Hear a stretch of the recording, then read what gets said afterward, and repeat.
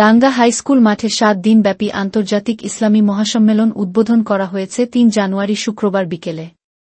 ডাঙ্গা আন্তর্জাতিক ইসলামী মহাসম্মেলনের প্রধান উপদেষ্টা সৈয়দ মোহাম্মদ ইকবাল এর সভাপতিত্বে প্রধান অতিথি হিসেবে উপস্থিত থেকে ইসলামী মহাসম্মেলনের উদ্বোধনকালে বিএনপির স্থায়ী কমিটির সদস্য ও সাবেক মন্ত্রী ড.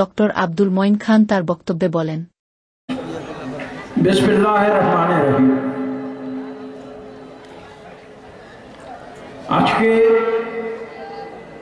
আমরা এখানে সমবেত হয়েছি এই ডাঙ্গার ইতিহাসের একটি অতীত মুহূর্তকে স্মরণ করার জন্য।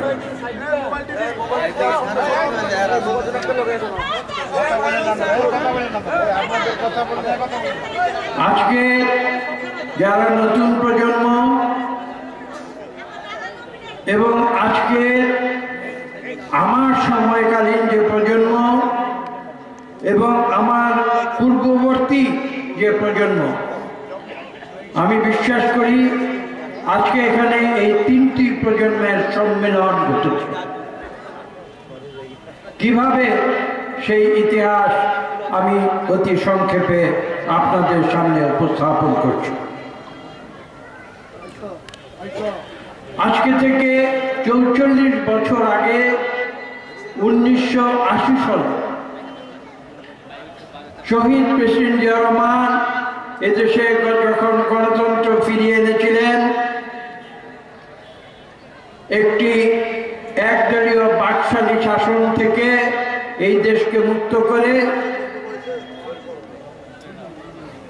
এবং শহীদ প্রেসিডেন্ট জিয়া রহমান যিনি বাংলাদেশের সংবিধানে একটি মহান বাক্য সংযোজিত করেছিলেন, যে বাক্যটি ছিল বিসমিল্লাহির রহমানির রহিম।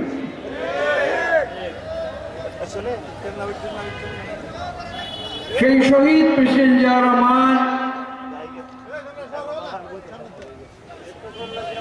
সেই স্বাধীনতার সিপাহসালার, স্বাধীনতার ঘোষক, মুক্তিযুদ্ধের নায়ক, বীর উত্তম, তিনি এই বাংলাদেশকে পুনরায় গণতন্ত্রের পথে রূপান্তরিত করে ১৯৭৯ সালে একটি নির্বাচন দিয়েছিলেন, যে নির্বাচনের মাধ্যমে বিএনপি জনগণের প্রতিনিধি হিসাবে গণতান্ত্রিক প্রক্রিয়ায় একটি উদার রাজনৈতিক দল সৃষ্টি করে এদেশ পরিচালনার দায়িত্ব নিয়েছিল। জনগণের ইচ্ছা, বন্দুকের ইচ্ছায় নয়, জনগণকে জুলুম করে নয়, জনগণের উপরে অত্যাচার করে নয়, দিনের ভোট রাতে করে নয়, মানুষকে ভোট থেকে বঞ্চিত করে নয়, ব্যালট বাক্স ছিনতাই করে নয়, একটি সুষ্ঠু নিরপেক্ষ নির্বাচন ১৯৭৯ সালে, সেই নির্বাচনের মাধ্যমে এই দেশে পুনরায় গণতন্ত্র প্রতিষ্ঠা করে শহীদ প্রেসিডেন্ট জিয়া রহমান এদেশ পরিচালনার দায়িত্ব নিয়েছে এবং যে গণতন্ত্রের জন্য বাংলাদেশ সৃষ্টি হয়েছিল, সেই গণতন্ত্র ফিরিয়ে এনেছিলেন বাংলাদেশের কোটি কোটি মানুষের জন্য। আজকে কেন এখানে আমরা সমবেত হয়েছে, আমি বলেছি 3টি প্রজন্মের সম্মেলনে আজকে যে কথাটি আজকে আমাদের নতুন করে স্মরণ করতে হবে। এই যে ৫ মোড় থেকে ডাঙ্গা আজকে যে 4 লেন রাস্তা আপনারা দেখেছেন, সেখানে কোনো রাস্তা ছিল না। আজকে থেকে 50 বছর আগে ডাঙ্গা আসতে হলে ৫ থেকে নৌকা নিয়ে আসতে হতো। বলা বাহুল্য, আজকে সেই নৌকা বাংলাদেশ থেকে পালিয়ে যেতে বাধ্য হয়েছে এবং মরহুম আব্দুল মোমেন খান, যাকে বিএনপির একজন প্রতিষ্ঠাতা সদস্য হিসাবে শহীদ প্রেসিডেন্ট জিয়া রহমান দায়িত্ব দিয়েছিলেন সমগ্র ঢাকা বিভাগে বিএনপি সৃষ্টি করে সাংগঠনিকভাবে শক্তিশালী করার জন্য।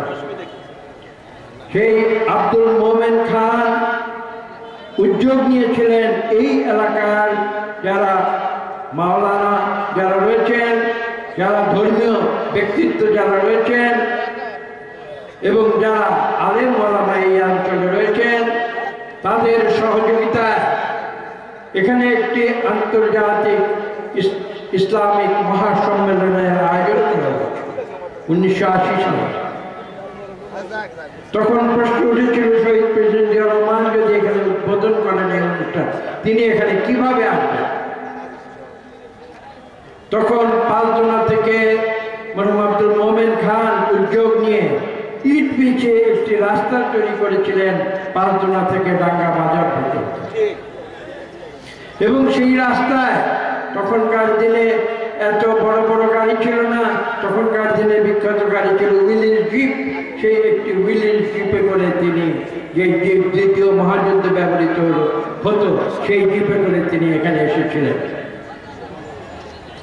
এবং ঐতিহাসিক টাঙ্গা ইসলামী মহাসম্মেলনের উদ্বোধন করেছিলেন। আল্লাহ, আমরা সকলে আপনার কাছে ক্ষমা চাইতেছি। আল্লাহ, আপনি আমাদের সকলকে মাফ করে দিন। আল্লাহ, বিশেষ করে আমাদের অনেক আত্মীয় স্বজন দুনিয়া থেকে চলে গেছে। আল্লাহ, কারো বাবা, কারো মা। আল্লাহ, আমাদের প্রধান অতিথি ডক্টর মঈন খানের বাবা মঈন খান, আল্লাহ আপনি উনার সকল ভুল ত্রুটি ক্ষমা করে তাকে জান্নাতুল ফেরদাউস দান করুন। আল্লাহ, রাসূলুল্লাহ, আল্লাহ এই কালিমাকে আমরা তুমি বুলন্দ করে দাও। আল্লাহ, আপনার কাছে চাওয়া একটাই, আমরা সবাই মুসলমান, মুসলমান হয়ে, খাঁটি মুসলমান হয়ে দুনিয়া থেকে বিদায় নেওয়ার তৌফিক দান করো। মৃত্যুর সময়